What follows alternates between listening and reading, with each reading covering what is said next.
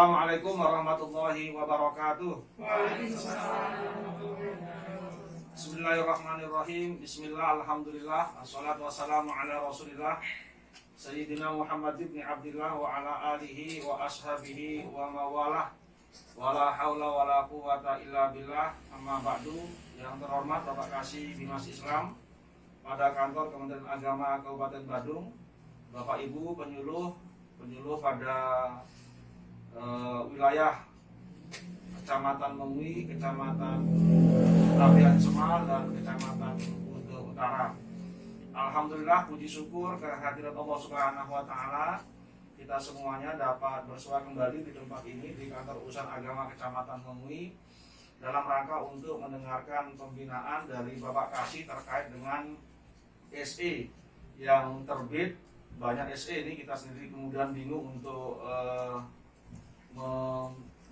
mengetahui apa maksud dan tujuan dari SE ini.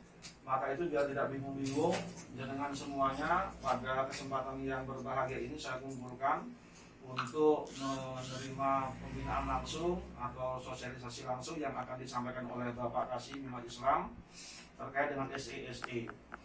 Ada beberapa SE, saya menurut hitungan saya itu terkait dengan pelaksanaan Idul Adha dan penyembelihan hewan kurban.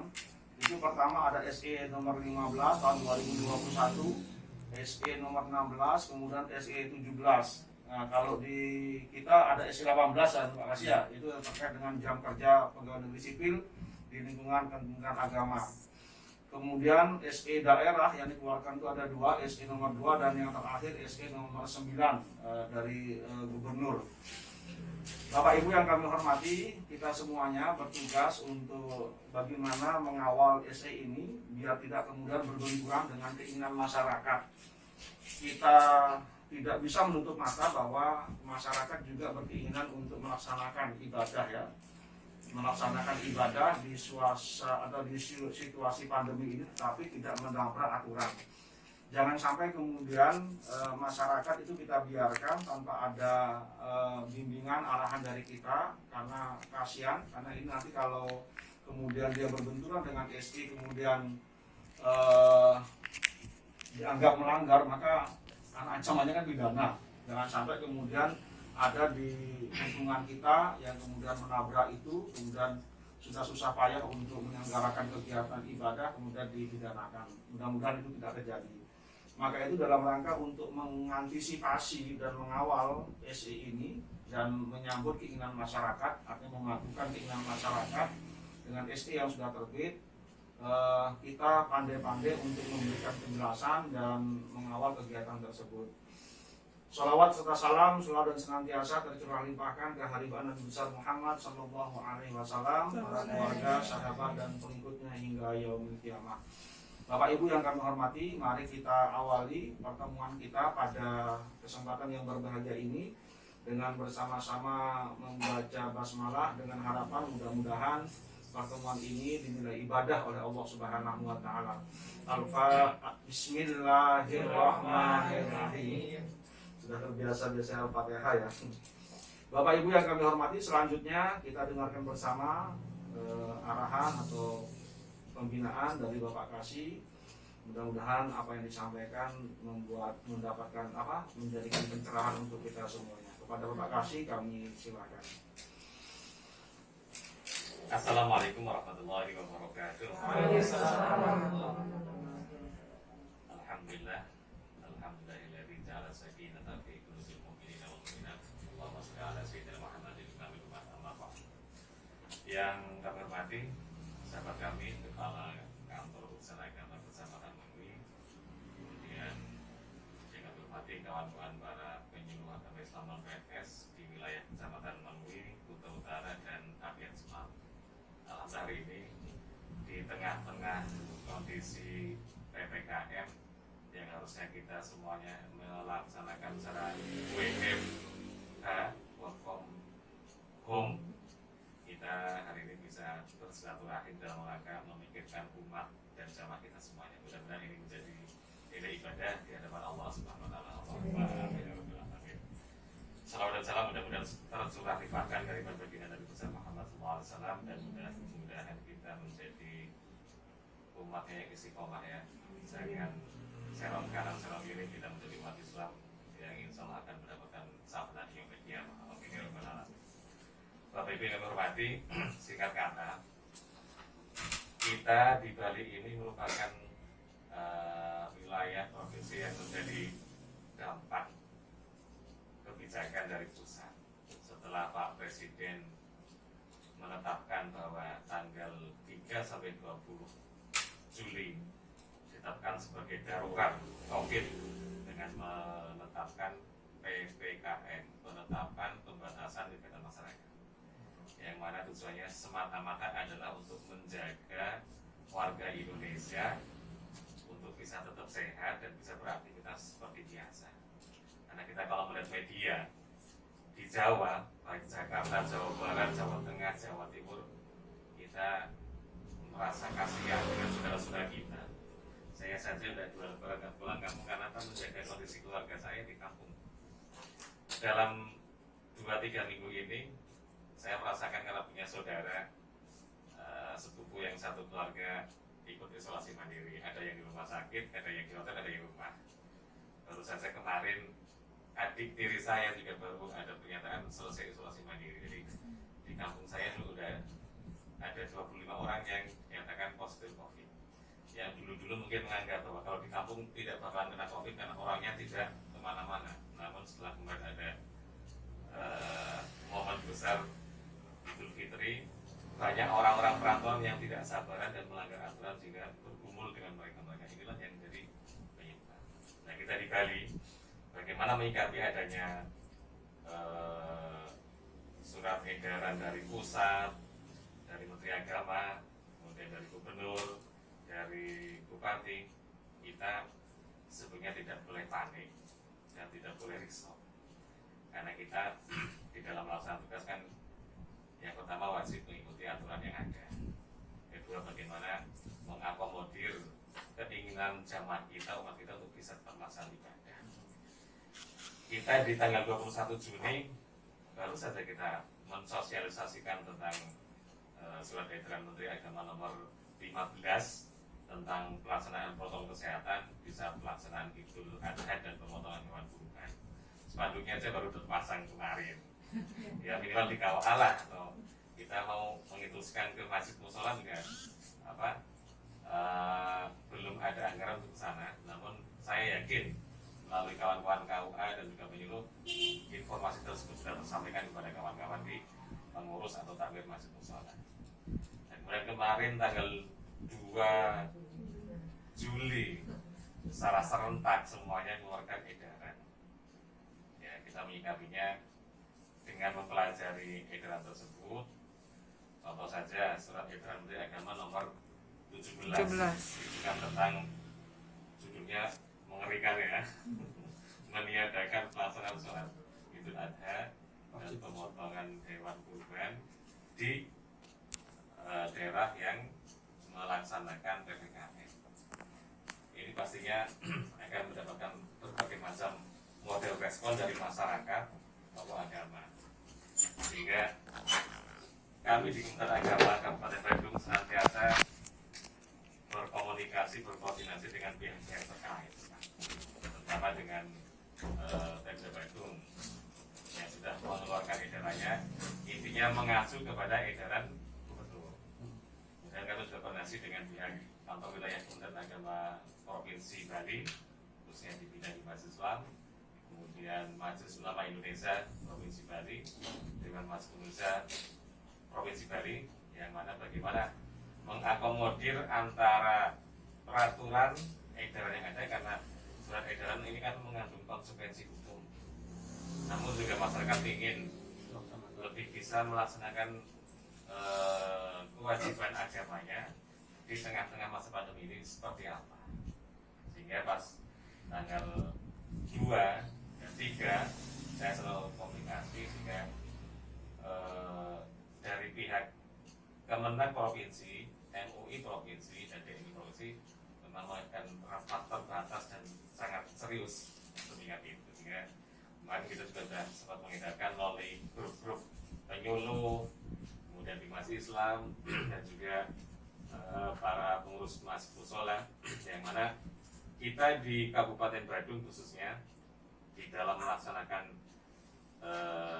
peringatan Hari Besar Islam yang Idul Adha dan penyembelihan hewan kurban, nantinya kita mengacu kepada petunjuk teknis yang dikeluarkan kesepakatan antara Kemenak, MUI dan DNI Provinsi Bali tentang panduan kegiatan ibadah di masa pemberlakuan pembatasan kegiatan masyarakat atau PPKM darurat dalam tatanan kehidupan era baru Provinsi Bali tahun 2021. Insya Allah kawan-kawan semua sudah membacanya ya. Pastinya para pengurus takmir ataupun pas taklim yang biasanya digunakan untuk sholat bersama akan menanyakan kepada kita di pihak Kementerian Agama ataupun penyuluh, karena penyuluh insya Allah sudah dikenal oleh mereka. Dan harapan kami dari edaran ini yang ada, pastinya akan ada pertanyaan. Contoh saja, di edaran ini kan tidak ada jumlah atau kuota jamaah di saat pelaksanaan hari hanya. Kita juga antara aturan yang satu dengan lainnya pasti ada keterkaitannya. Kalau mungkin ada yang bertanya, nanti sholat Idul Adhanya berapa jamaahnya? Kita kembali kepada aturan surat edaran dengan menerapkan protokol kesehatan secara ketat. Kemudian di saat takbiran itu juga kapasitasnya 10% dari maksimal ya, 10% dari kapasitas yang ada. Kemudian meniadakan takbir keliling, takbir cukup di masjid atau musola maksimal sampai jam 9 malam, dari jam 21 kita. Nah ini yang harus kita sampaikan kepada para pengurus masjid musola. Walaupun mereka tidak memasang spanduk, namun minimal mereka sudah membaca panduan kegiatan ibadah Idul Adha ini yang sudah ditandatangani bersama oleh Ketua MUI Bali, Ketua DNI Bali, dan juga Kepala Bidang di Masjid Islam. Ya, mudah-mudahan di tengah pandemi ini yang kita melihat dampaknya luar biasa, namun masyarakat juga berharap untuk bisa patuh terhadap aturan, karena tidak ada aturan yang dituangkan di dalam regulasi untuk menindas masyarakat, nggak ada. Aturan dibentuk oleh para pimpinan kita tujuannya adalah mengatur, mengelola dan memfasilitasi bagaimana kita bisa beraktivitas di tengah pandemi. Ya, harapan kita di tengah suasana pandemi kita tetap sehat, kemudian jaga diri baik-baik, kemanapun kita tetap menerapkan protokol kesehatan, baik diri kita dengan keluarga kita atau dengan kerabat kerja kita. Mudah-mudahan apa yang kita lakukan dengan memberikan sosialisasi ini kepada masyarakat bisa bermanfaat untuk semuanya, dan khususnya di Badung bisa mengembalikan kondisi Badung pada zamannya, yakni bisa menggeliatkan perekonomian Badung. Berharap-harap bahwa akan adanya istilah WFB, Work from Bali, namun ternyata gagal. Dan juga kita semua yang sudah mempersiapkan kafilah Badung untuk menuju STIH tingkat Provinsi Bali, yang tiba-tiba pada tengah malam sudah kita siap semua di swab baik peserta atau hotel, ternyata gagal juga. Ini semata-mata kita untuk mematuhi aturan yang namanya PPKM. Ya, mudah-mudahan PPKM ini bisa kita jalani, dan setelah itu ada daerah yang lebih baik lagi, kemudian ada peluang-peluang untuk kita berkreasi dan beraktivitas lagi. Mudah-mudahan Allah berikan kesabaran pada kita semuanya, dan kesehatan tetap pada kita, jaga imun. Bolehlah kita mengeluh, tapi keluhan kita ya kita yang menghadapi sendiri, dan juga jangan membanding-bandingkan dengan orang yang di sana seperti itu, di sini seperti ini. Karena orang bolehlah berbicara tentang COVID ini konspirasi. Kenapa? Dia dan keluarganya belum ada yang merasakan. Coba saja kalau dirinya atau keluarganya ada yang merasakan, pasti akan merasa bahwa yang namanya pandemi COVID ini benar-benar terjadi, dan inilah yang lagi ditangani oleh pemerintah Indonesia dengan dukungan para pihak masyarakat dan juga para tokoh agama. Terima kasih dari kami, dan mudah-mudahan diskusi kita pada siang hari ini membawa barokah dan juga pencerahan untuk jamaah kita di wilayah-wilayah kita masing-masing. Wassalamualaikum warahmatullahi wabarakatuh. Waalaikumsalam warahmatullahi wabarakatuh. Terima kasih kami sampaikan kepada Bapak Kasih yang telah memberikan penjelasan kepada kita secara gamblang terkait dengan SE, baik SE dari Kementerian Agama dan SE dari Gubernur Bali. Tapi pada poinnya kita akhirnya gitu ya mengikuti panduan kan ya, panduan kegiatan ibadah pada masa pemberlakuan pembatasan kegiatan masyarakat dalam tatanan kehidupan era baru Provinsi Bali yang dikeluarkan oleh Kementerian Agama Provinsi Bali bekerja sama atau bersama-sama dengan Majelis Ulama Indonesia Provinsi Bali dan Dewan Masjid Indonesia Provinsi Bali. Karena kalau kita mengikuti SE dari Kementerian Agama itu seakan-akan sudah tidak ada ruang lagi kita melaksanakan, karena Bali ini 9 kabupaten kota termasuk masuk dalam wilayah asesmen 3 dan 4. Artinya yang sudah tidak boleh sebetulnya melaksanakan kegiatan pelaksanaan ibadah sholat Idul Adha. Tetapi alhamdulillah atas inisiatif para tokoh-tokoh kita, baik dari Kementerian Agama Provinsi Bali, MUI Provinsi Bali, dan BMI Provinsi Bali, kemudian mencoba untuk meramu SE yang dari Kementerian Agama dengan SE dari Gubernur Bali. Intinya panduan itu masih membolehkan untuk melaksanakan peribadatan sholat 5 waktu, sholat Jumat dan sholat Idul Adha itu di masjid dan musola. Tapi untuk di lapangan tidak ada ya, hanya di masjid dan musola dengan memberlakukan protokol kesehatan dan maksimal 50% dari jumlah atau kapasitas masjid dan musola tersebut. Nah, untuk pelaksanaan takbir keliling, takbir itu hanya 10%, takbir keliling ditiadakan. Mungkin cukup jelas ya apa yang telah disampaikan oleh Bapak Kasih. Tapi tidak menutup kemungkinan karena jenengan yang bersentuhan langsung dengan masyarakat, ada pertanyaan-pertanyaan masyarakat kepada jenengan. Pada kesempatan yang berbahagia ini, mari kita diskusikan. Mungkin dari teman-teman ada apa yang perlu didiskusikan terkait dengan jenengan ketemu di lapangan terkait dengan pelaksanaan rencana pelaksanaan Idul Adha, sholat Idul Adha dan penyembelihan hewan kurban. Assalamualaikum warahmatullahi wabarakatuh. Waalaikumsalam. Saya Katrina Tanjung PNS dari Kecamatan Apian Sungai. Kebetulan tadi saya berkunjung ini singgah di rumah Bapak Sunarto, Ketua Panitia Penyembelihan Hewan Kurban pada tahun ini.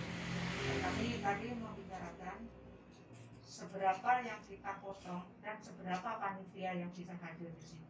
Waspada, betul kata Bapak Kasih tadi, yang pernah merasakan kena memang benar-benar kita harus waspada.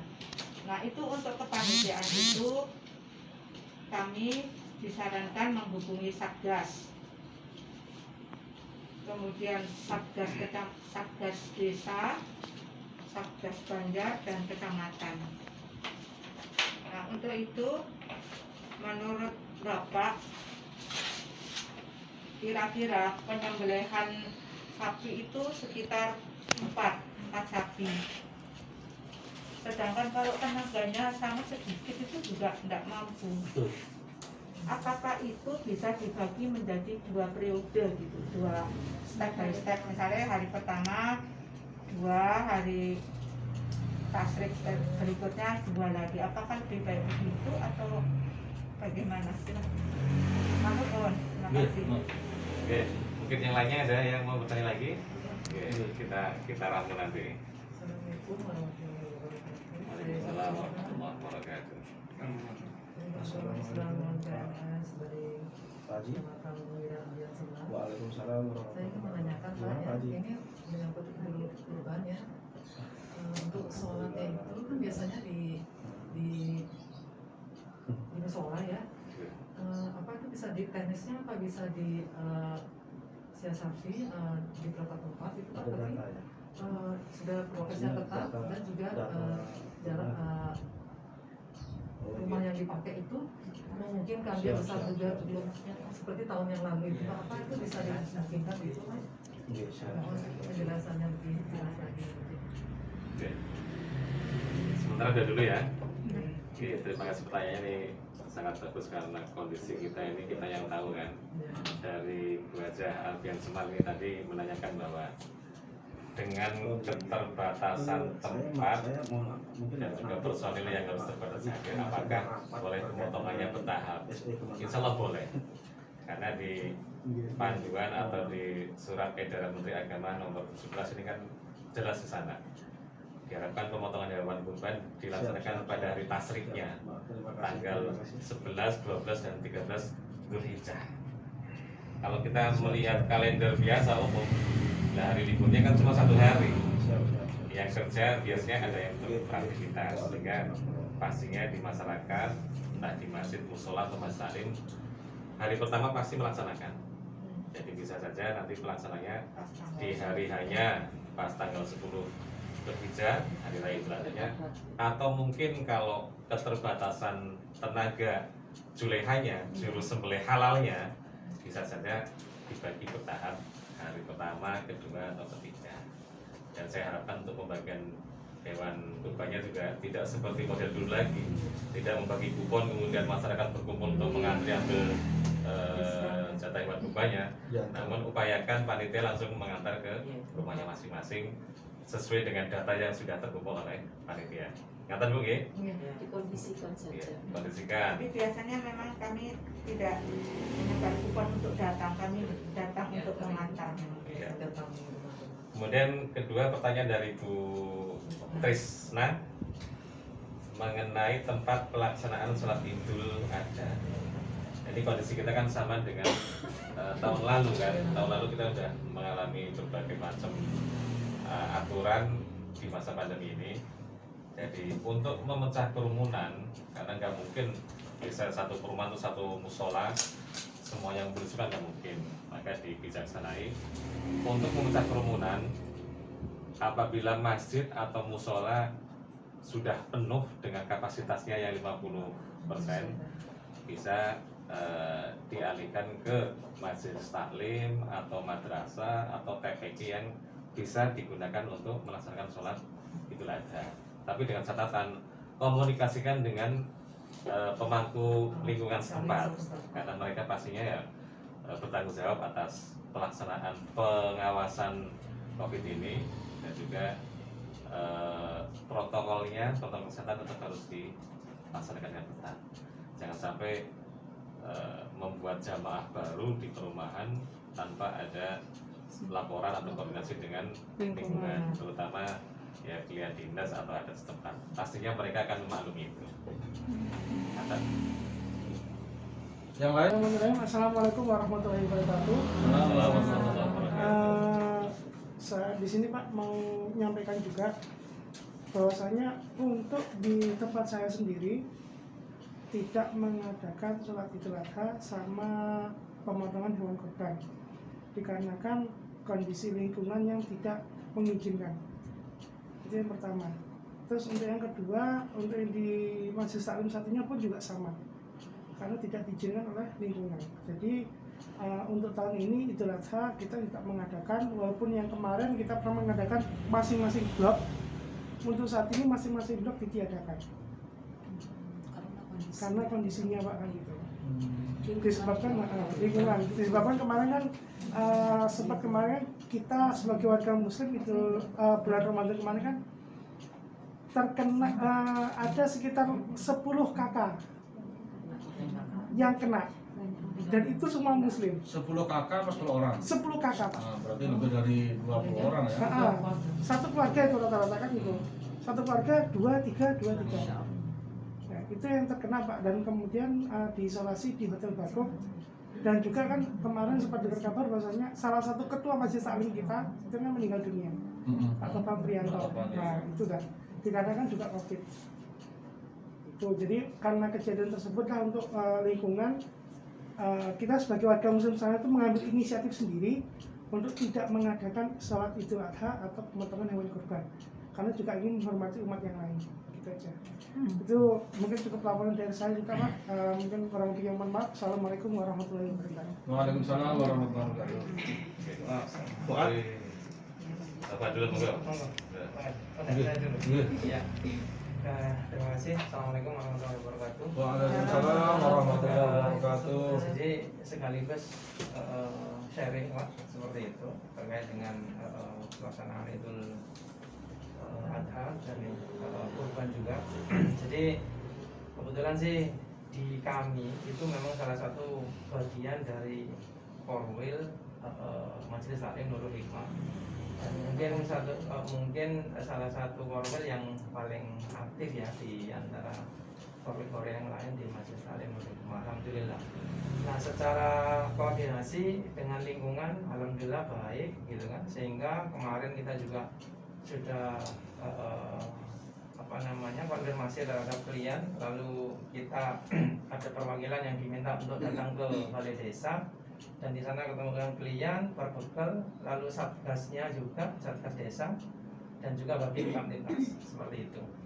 Nah, di sana poin dari kemarin informasi yang sudah kita dapat adalah bahwa beliau gitu kan, seperti itu, intinya tidak mempermasalahkan alias memperbolehkan seperti itu selama semua prokes ditaati. Dan kami memang sebutkan bahwa kami hanya jumlah jamaah kami di Korwil itu hanya 20 orang gitu kan, seperti itu, sehingga sangat cukup memadai untuk pelaksanaan kurban. Kami sampaikan begitu, dan beliau mengatakan intinya waktu itu Bang Kantiasa telepon ke Kapolsek gitu kan, dan karena suaranya juga di loudspeaker gitu kan, jadi pun terdengar di video itu bahwa Kapolsek itu hanya menunggu surat edaran dari Kemenang sebagai panduan itu. Jadi intinya kalau misalnya dari Kemenang seperti yang Pak Pus sudah share kemarin seperti itu sudah muncul, maka aparat di bawahnya mengikuti dengan seperti itu. Dan alhamdulillah artinya dengan sinyal hijau bahwa kemarin mereka tidak ada masalah dan menyetujui, lalu didukung dengan surat DMI, MUI seperti itu, kami sudah share ke klien gitu kan, seperti itu, sehingga insya Allah pelaksanaan yang sudah kita rencanakan bisa berjalan lah terlaksana seperti itu.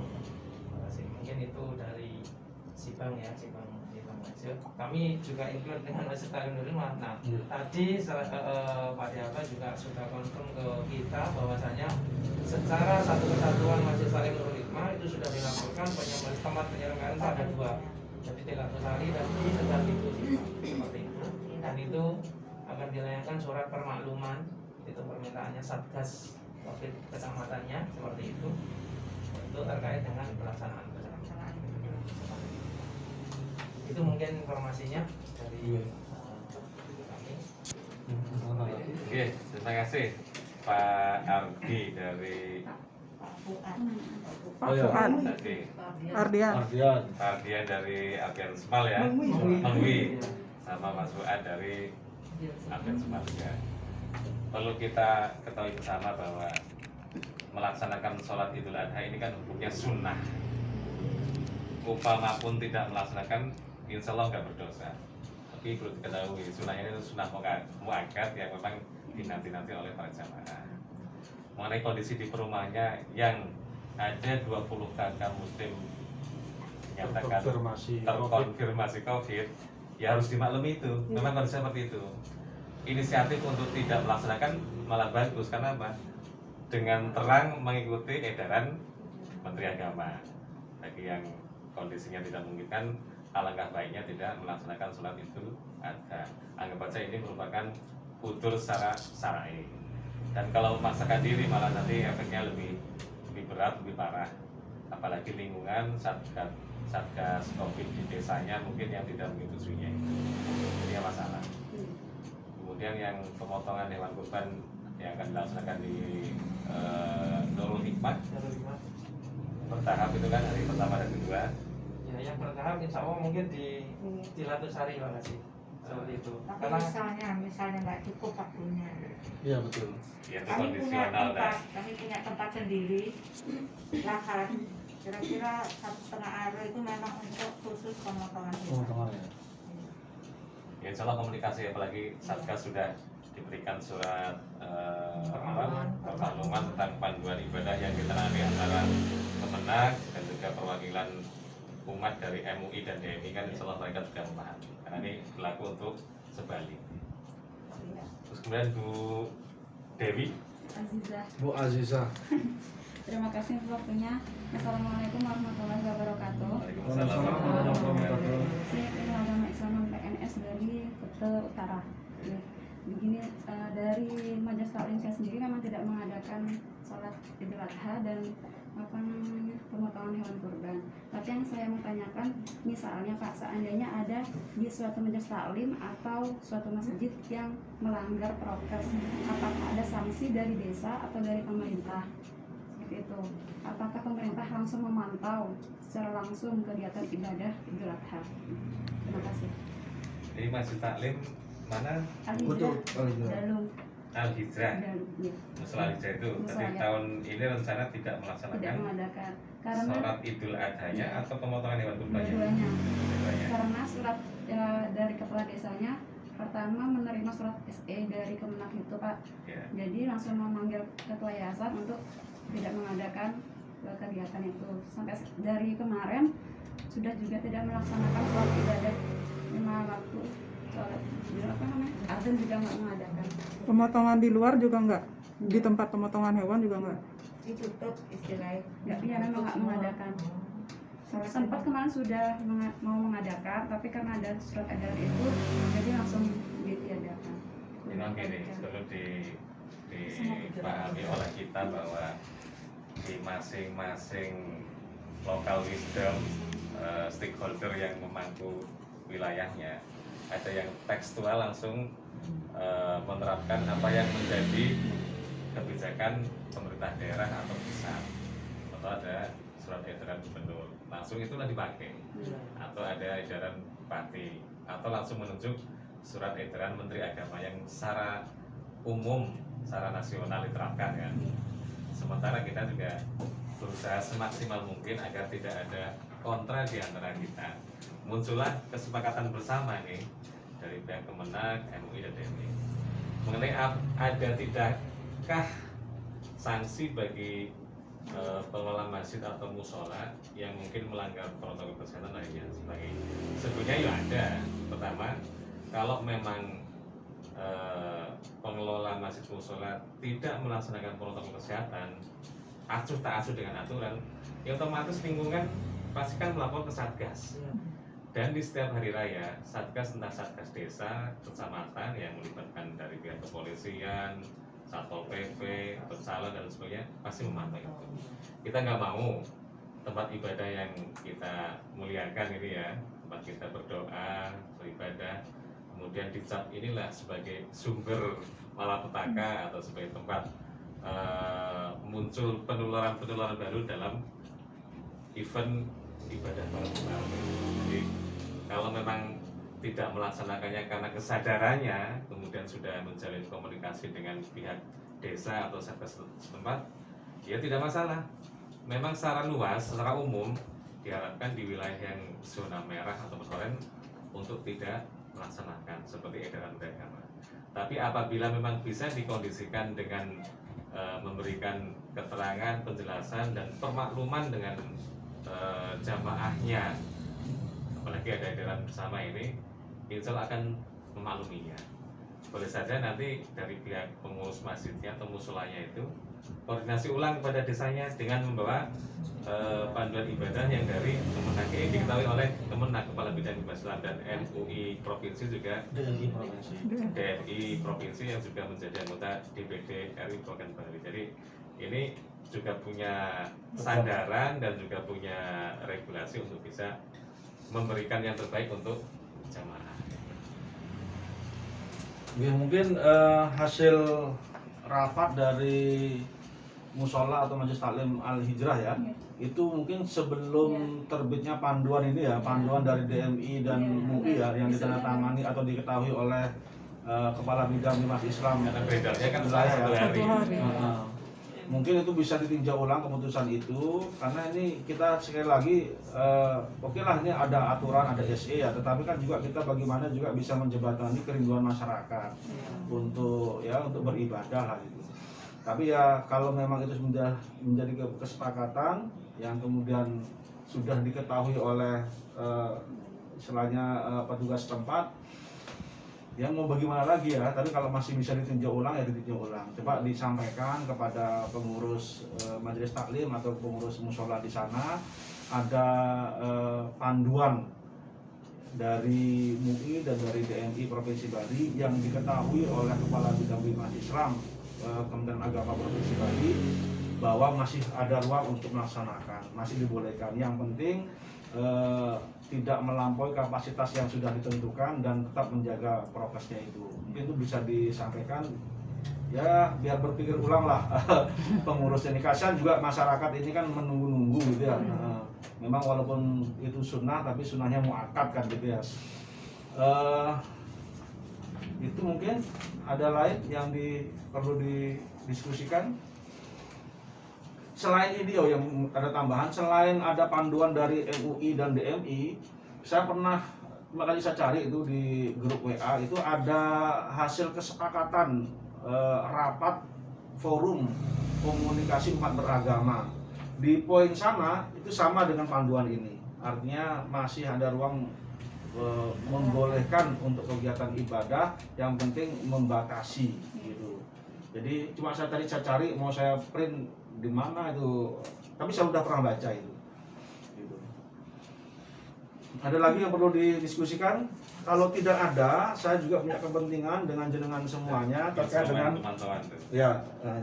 terkait dengan pelaksanaan tugas KUA. Mungkin ada di beberapa tempat atau orang menanya-nanyakan kembali apakah masih boleh kan gitu ya pelaksanaan nikah itu di luar. Aturan dari Dirjen yang kemudian dikuatkan dengan surat dari Bapak Kepala Bidang Kementerian Agama Provinsi Bali, untuk pelaksanaan nikah itu masih boleh di luar, tetapi maksimal itu 20% dari kapasitas gedung atau tidak melebihi 30 orang. Artinya kalau kapasitasnya itu 20% itu misalnya 20% itu kapasitasnya sampai 100 orang, itu ya tidak, itu tidak boleh gitu. Kalau kapasitasnya ini aturannya peserta prosesi akad nikah yang dilaksanakan di masjid atau gedung pertemuan diikuti sebanyak-banyaknya 20% dari kapasitas ruangan dan tidak boleh lebih dari 30 orang. Gitu. Misalnya 20% itu 50 orang, tidak boleh. Gitu.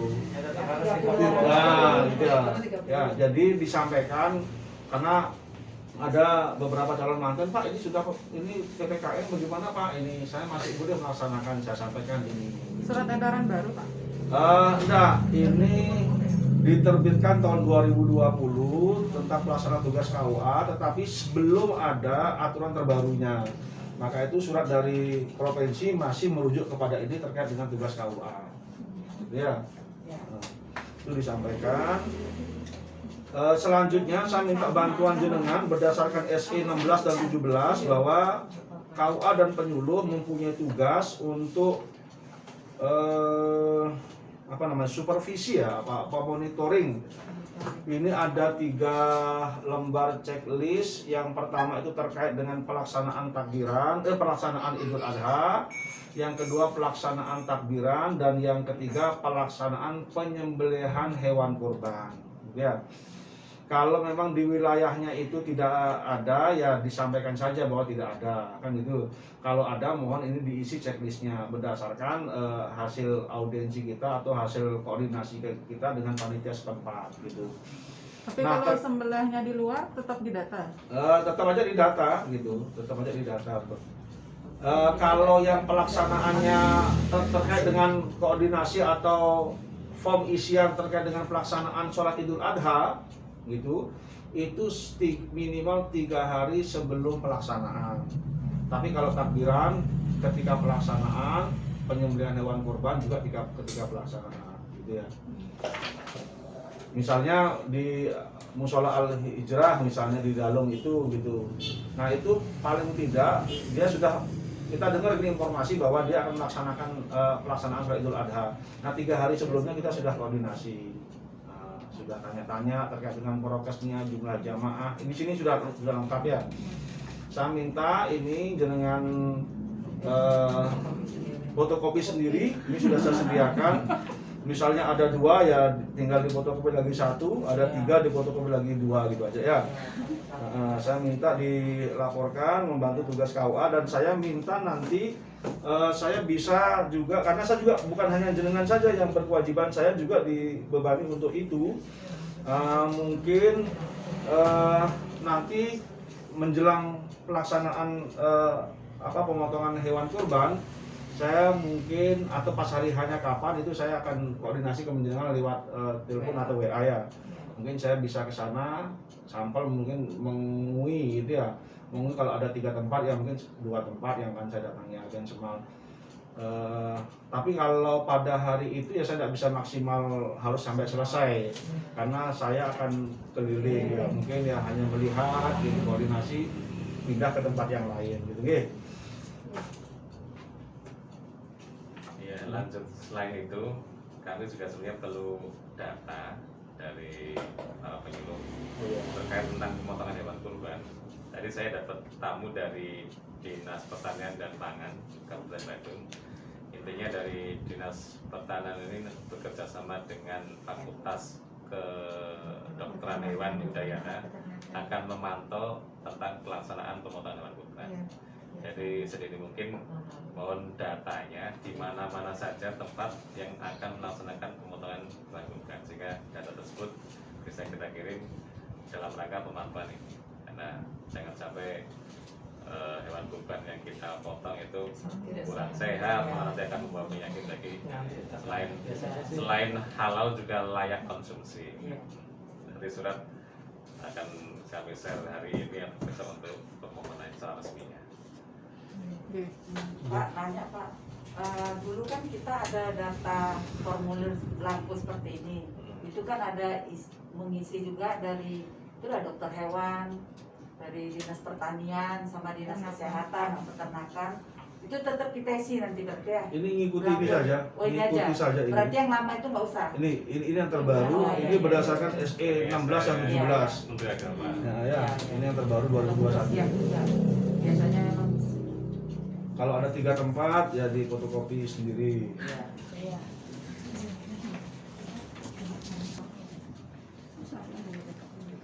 Terima kasih Bapak Ibu sudah menyempatkan waktu hadir di KUA Kecamatan Mengui untuk bersama-sama memfasilitasi umat dalam rangka untuk pelaksanaan sholat Idul Adha dan penyembelihan hewan kurban. Mudah-mudahan kita semuanya dalam keadaan sehat walafiat. Amin. Terima kasih dan mohon maaf. Wassalamualaikum warahmatullahi wabarakatuh. Waalaikumsalam.